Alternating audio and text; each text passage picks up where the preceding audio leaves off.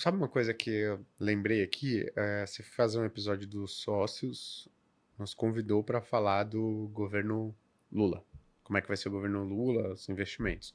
E aí, naquela época, a gente estava conversando, e aí você até trouxe esse ponto. Depois eu fui acompanhar os comentários dos podcasts, aí a galera falava assim, é impressionante.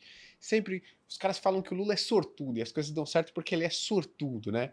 Porque eu lembro exatamente da gente falando, cara, o cara tem sorte, às vezes é melhor você ter sorte do que capacidade, porque ele vai pegar o governo num momento, cara, em que os juros está lá no alto, tá prontinho para ele cortar, os Estados Unidos muito provavelmente vão cortar os juros, então ele tá pegando assumindo o país em um momento, cara, muito propício.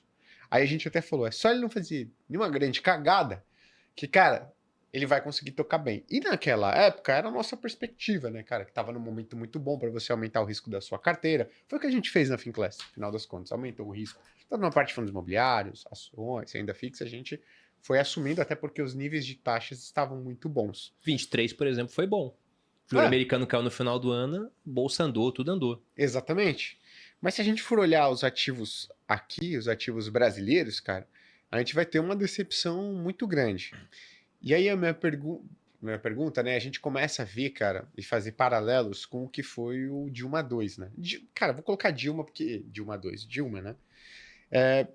Pô, déficit fiscal, cada vez mais no discurso, pô, um descompromisso com a estabilidade da dívida pública, né? Cada vez mais relativizando esse problema, tentando culpar um agente econômico, o mercado financeiro, pelos problemas que a gente está observando, que é manipulação do campo. É muito semelhante com o que a gente viu lá atrás. E aí a gente fala que tá barato, e realmente tá barato, cara. Você pegar uma taxa de um ativo de longo prazo no Brasil, IPCA mais 7,30, é assim, é completamente bizarro, cara. Se falar que um governo tá garantindo para você uma rentabilidade real de 7% ao ano pelos próximos 20 anos, pelos próximos 60. Se você pegar o Renda Mais 2065, o último fluxo dele é em 2084. Aí meu ponto é, cara, são duas perguntas. Se você acha que a gente está caminhando por um cenário parecido com o que a gente viveu em Dilma, e que diferenças você enxerga nisso?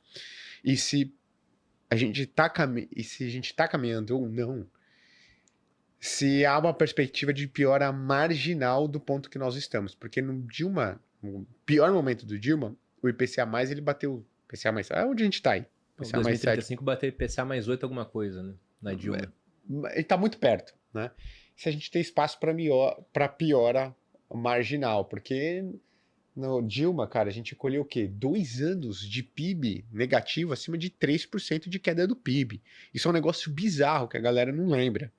Né? E o pessoal fala, não, porque tinha a crise interna, não tinha nada acontecendo no mundo, assim. O Brasil, ele realmente conseguiu se superar, surpreender negativamente as piores das expectativas. 2 anos seguidos de queda superior a 3% do PIB. Então, essas duas perguntas aí. Você acha que a gente está se aproximando mais para um governo Dilma? E se há espaço ainda para uma piora marginal, já que a gente já está num nível de estresse assim, significativo? Bom, pegando até... Não vou lembrar quem citou isso, cara. Não vou poder dar os créditos à pessoa. Mas era um gestor, ele falava que se o Lula ele levar a próxima eleição, aí ele teria um início desse quarto mandato dele numa fase Dilma. Porque se a gente pensa no que o governo está fazendo, né? O que um governo costuma seguir ele pega os primeiros anos pós-eleição para adotar medidas que são impopulares, como, por exemplo, uma reforma da Previdência que foi feita na época do Bolsonaro, que é altamente impopular, mas era necessário ser feito. Inclusive, está se tornando necessário novamente, né? Que o pessoal está envelhecendo rápido, tendo menos filhos. E aí, depois, no final, ele libera o caixa para ver se ele consegue garantir uma reeleição ou a eleição de um sucessor. Essa é a trajetória normal. E aí, aqui no Brasil, o que a gente viu é que, logo após o governo Bolsonaro, veio o governo Lula que falou, não, o Bolsonaro foi muito irresponsável do ponto de vista fiscal, então eu quero uma licença para gastar muito e ser responsável igual nessa transição. Foi o que primeiro aconteceu. Eu vi uns comentários do tipo, inverteu, né? Tá gastando mais agora, vai ter que gastar menos depois. Eu falei, então não tem inversão. Porque perto da eleição, o governo sempre vai gastar mais. E o que eu acho é que o Lula ele vai manter a aposta que ele está seguindo agora e vai dobrar se for preciso. Então, o que a gente viu já esse ano é um aumento do mínimo de 7,5%, então um aumento acima do IPCA. A gente vê proposta de reajuste de servidores públicos. A gente está vendo um número de 54 milhões de pessoas no Bolsa Família.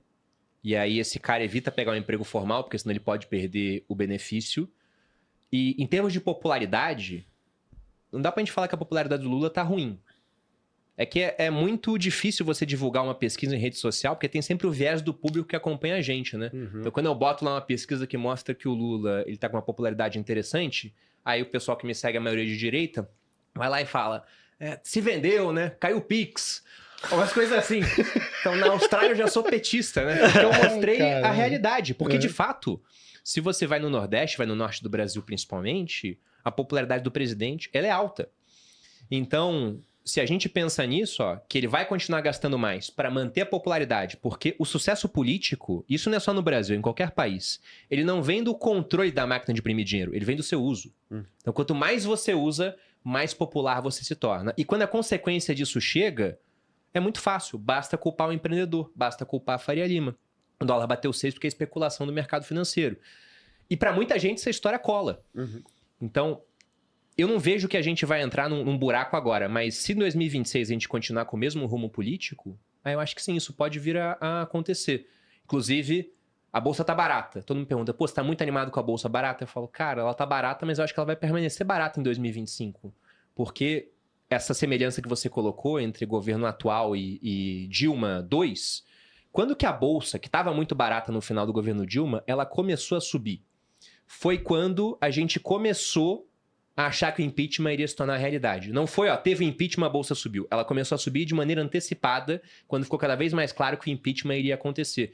Então, o que garantiu uma mudança no preço dos ativos não foi uma mudança econômica, foi uma mudança inicialmente política, que levou uma condução da economia de maneira diferente no governo Temer, um governo que foi reformista, que ele conseguiu aprovar a reforma trabalhista, que ele aprovou o teto de gastos, que foi criado em 2016 e era para estar válido até 2026. A gente não conseguiu chegar até o final do teto de gastos, antes a gente acabou com ele, com o novo arcabouço fiscal. E ali você teve um bull market que durou de 16 até 21.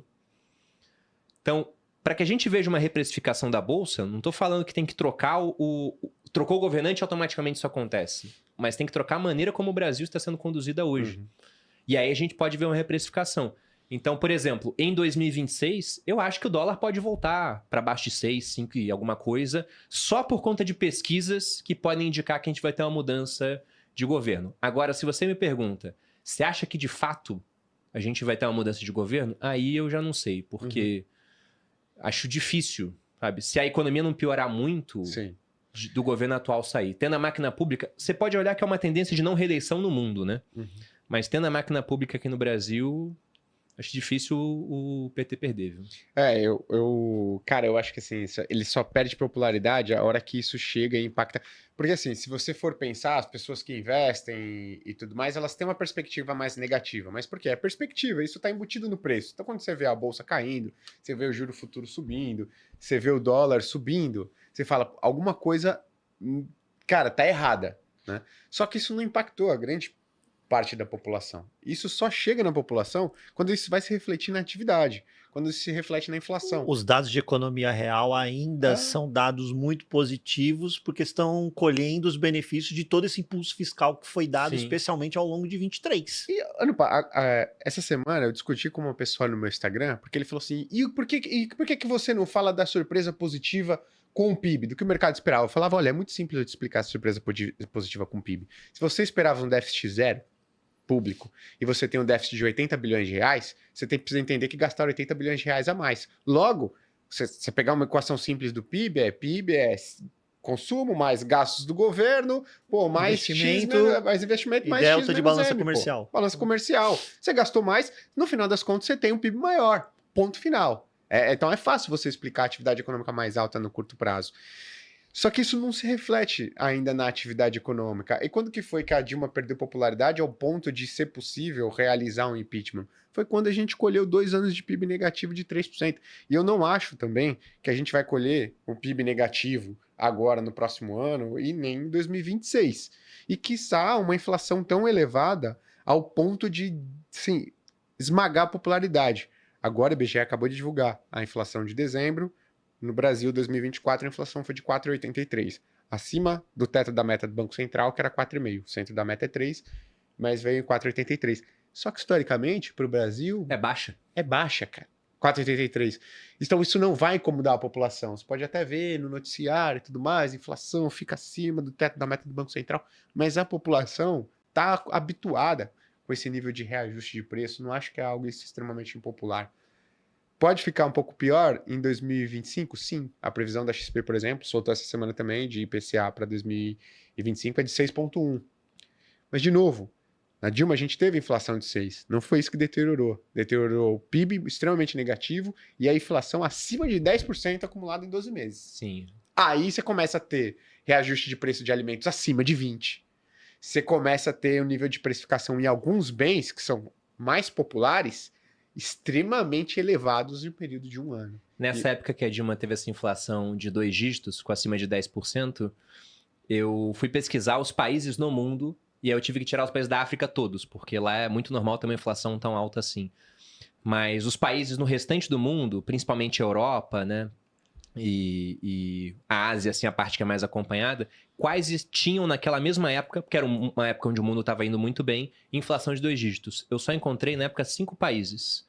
Era Rússia e Ucrânia, que já estavam em guerra por conta da Crimeia. Você tinha Venezuela, que na época tinha uma inflação abaixo de 100%, e a Argentina, que tinha uma inflação de 20%, e depois vinha o Brasil com uma inflação de 10%. Aí você vê depois para onde foi a inflação da Argentina, né? Em tão pouco tempo, e você vê como a inflação ela pode se deteriorar rapidamente. Então a gente tem uma inflação de 5% no ano seguinte pode vir 10%? Pode. Inclusive, eu acho que no Brasil a gente vai ter que ter inflação alta durante um tempo para resolver a questão fiscal. Porque a maneira de você reduzir dívida pública que a gente tem aqui é essa, cara. Deixa a inflação comer solto uns anos e aí a dívida em si ela vai voltar para patamares mais comportados. Inclusive, na época da pandemia foi o que aconteceu. Eu lembro que na pandemia eu falei, cara, fudeu. O governo vai gastar muito mais do que arrecada, essa dívida pública vai explodir, daqui a pouco tem 100% do PIB. Mas não, porque botaram a Selic a 2, deixou um tempão lá, a inflação também foi a 10, então a relação dívida-PIB ela se tornou equilibrada. Porque se o dinheiro vale menos, pagar uma dívida que você fez fica mais barato. Então vamos supor, o cara que financiou uma casa lá no Minha Casa Minha Vida e paga 6% de juros. Cara, se a inflação vem 6%, o juro daquele não tá pago. Tá zero. Tá zero. Se a inflação explode, a casa dele tá quitada. Ele tá ganhando dinheiro para financiar. Exatamente. Então, uma inflação muito alta, ela acaba com a dívida pública de um país. Você pega o Milei agora, ele tem zero problema com dívida pública. Porque os governos anteriores acabaram com o valor da moeda, então a dívida pública interna, ela é baixa. A externa, que pega, né? Porque ele pode imprimir muito peso, o governo pode fazer, mas não pode imprimir nenhum dólar. Então aí pega. E aqui no Brasil a gente não tem problema com dívida externa hoje. O problema é a dívida interna, que está crescendo muito. Então é uma maneira de você equilibrar as coisas. Cara, em algum momento a gente vai deixar a inflação correr solta. Quando que isso vai acontecer? Eu não sei, mas eu acho que não vai ser daqui a tanto tempo assim pela trajetória Até da porque dívida. a gente tem uma economia altamente indexada. Sim. Diferentemente de outros lugares, a gente tem o hábito já histórico de indexar todos os Exato. contratos à inflação. Exatamente. Então, você vai retroalimentando esse dragãozinho da inflação de uma maneira muito rápida. É rastilho de pólvora, né?